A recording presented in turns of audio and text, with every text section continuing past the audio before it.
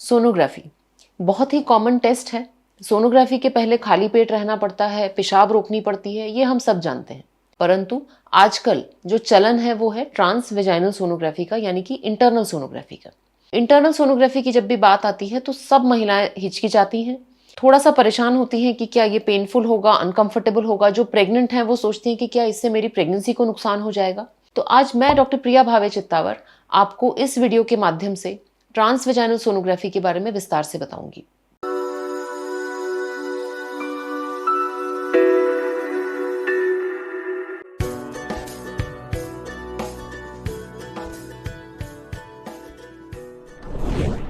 Video चालू करने से पहले चाहती हूं कि मेरे चैनल को सब्सक्राइब करिए, इस वीडियो को लाइक करिए और अधिक से अधिक शेयर करिए, जिससे ये जानकारी अधिक से अधिक महिलाओं तक पहुंच सके। ट्रांस वेजाइनल सोनोग्राफी यानी कि जैसा नाम बताता है ट्रांस वेजाइनल, यानी महीने के रास्ते के थ्रू, योनि मार्ग के थ्रू ये सोनोग्राफी की जाती है। जो महिलाएं सेक्सुअली एक्टिव हैं उन सारी महिलाओं की ये सोनोग्राफी की जा सकती है। और यदि इसके पहले के प्री रिक्विजिट्स की तरफ हम देखें तो इसमें फास्टिंग रहने की आवश्यकता बिल्कुल नहीं है, यानी कि आप खा पीकर नॉर्मल फुल स्टमक में ये सोनोग्राफी करा सकते हैं। नॉर्मली ट्रांस एब्डोमिनल सोनोग्राफी के पहले यूरिन होल्ड करना पड़ता है, जो कि थोड़ा अनकंफर्टेबल होता है। परंतु ट्रांस वेजाइनल सोनोग्राफी में आपको ब्लैडर फुल नहीं करना, इनफैक्ट आपको ब्लैडर एम्प्टी करके ये सोनोग्राफी करानी होती है। ट्रांस वेजाइनल सोनोग्राफी का जो प्रोब होता है वो काफी लंबा होता है, परंतु इसका बहुत छोटा हिस्सा आपके वेजाइना में जाता है।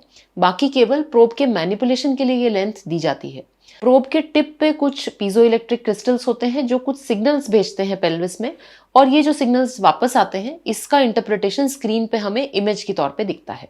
चूंकि ट्रांस वेजाइनल सोनोग्राफी में प्रोब आपके यूट्रस के बहुत करीब रहता है, मान लीजिए लगभग बगल में ही रहता है, इसीलिए हम जानते हैं कि कोई भी चीज यदि आप पास से देखें तो वो आपको बहुत क्लियरली समझ में आएगी, यदि आप दूर से देखते हैं तो आपको उतने अच्छे से वो समझ में नहीं आएगी। ट्रांस एब्डोमिनल सोनोग्राफी में जो प्रोब है और यूट्रस है उसके बीच में बहुत सारा गैप होता है, इसीलिए यूट्रस दिख तो जाता है, पर जो रेजोल्यूशन हमें ट्रांस वेजाइनल सोनोग्राफी में मिलता है वैसा कभी भी ट्रांस एब्डोमिनल सोनोग्राफी में नहीं मिल सकता। सोनोग्राफी का जो प्रोब होता है वो बहुत लंबा सा होता है। इसे देख के कई महिलाएं हिचकती हैं कि क्या ये बहुत पेनफुल होगा, परंतु एक्चुअली इस प्रोब का बहुत छोटा हिस्सा आपके वेजाइना में जाता है। इसके टिप पर कुछ पीजो इलेक्ट्रिक क्रिस्टल्स रहते हैं जो सिग्नल्स को पेल्विस में भेजते हैं, और जो साउंड वेव स्ट्रक्चर से टकरा के वापस आती हैं उसकी इमेज हमको सोनोग्राफी के स्क्रीन पर दिखती है। आजकल जो मशीन्स आ गई हैं उसमें न केवल 2D और ब्लैक एंड व्हाइट सोनोग्राफी, परंतु 3D सोनोग्राफी और कलर डॉपलर, यानी कि यूट्रस के अंदर ब्लड का फ्लो किस तरह का है ये भी हमें भली भांति दिखता है। तो आइए बात करते हैं ट्रांस वेजाइनल सोनोग्राफी किन 3 मुख्य कंडीशंस में प्रेफर की जाती है। पहली कंडीशन है गायनी प्रॉब्लम्स। यदि किसी महिला को एबनॉर्मल ब्लीडिंग है, यूट्रस से रिलेटेड कोई समस्या है, ओवरीज में किसी तरह का कोई मास है, तो हमेशा हम प्रेफर करते हैं कि ट्रांस एब्डोमिनल के साथ ट्रांस वेजाइनल सोनोग्राफी भी की जाए। ट्रांस वेजाइनल सोनोग्राफी में टिश्यू डिफरेंशिएशन, टिश्यू डिलिनिएशन और इस टिश्यू का यूट्रस के अंदर की लेयर के साथ रिलेशन बहुत अच्छे से हमें दिख जाता है। तो कुछ ऐसी कंडीशंस होती हैं जैसे यूट्रस के अंदर पॉलिप्स, यूट्रस के अंदर के फाइब्रॉइड्स, एडिनोमायोसिस की समस्या, ओवरी के अंदर cysts, ovarian tumours, even fallopian tube के अंदर की प्रॉब्लम्स हमें इंटरनल सोनोग्राफी में बहुत क्लियरली दिख जाती हैं। दूसरी जो कंडीशन है जिसमें इंटरनल सोनोग्राफी प्रेफर की जाती है वो है इनफर्टिलिटी। इनफर्टिलिटी में 2 तरह के स्कैन्स हम करते हैं। पहला होता है फॉलिक्यूलर स्कैन। फॉलिक्यूलर स्कैन में हर महीने कुछ अंतराल से महिला को बुलाया जाता है और ओव्यूलेशन के प्रोसेस की जो प्रोग्रेस है उसको प्रॉपरली ऑब्जर्व किया जाता है। ये जो पूरी प्रोसेस है फॉलिकल का डेवलप होना, उसका ग्रो होना, उसका रप्चर होना, ये सब सोनोग्राफी में बहुत अच्छे से हमें दिख सकता है। साथ ही एंडोमेट्रियम का डेवलपमेंट, यूट्रस की जो इंटरनल लेयर है इसकी थिकनेस, इसका पैटर्न, इसका ब्लड फ्लो भी हमें ट्रांस वेजाइनल सोनोग्राफी में बहुत अच्छे से पता चलता है। थर्ड कंडीशन है आईवीएफ की केसेस में।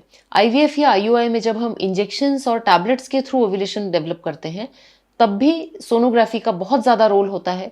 इनफैक्ट कोई भी अच्छा आईवीएफ यूनिट बिना एक अच्छी सोनोग्राफी मशीन के सर्वाइव नहीं कर सकता। इसके साथ कुछ जुड़े हुए मिथ हैं कि ये बहुत ही पेनफुल रहती है, इससे यदि किसी को प्रेगनेंसी है तो वो प्रेगनेंसी डैमेज हो सकती है, ब्लीडिंग हो सकती है, इससे किसी तरह का दर्द या इन्फेक्शन हो सकता है।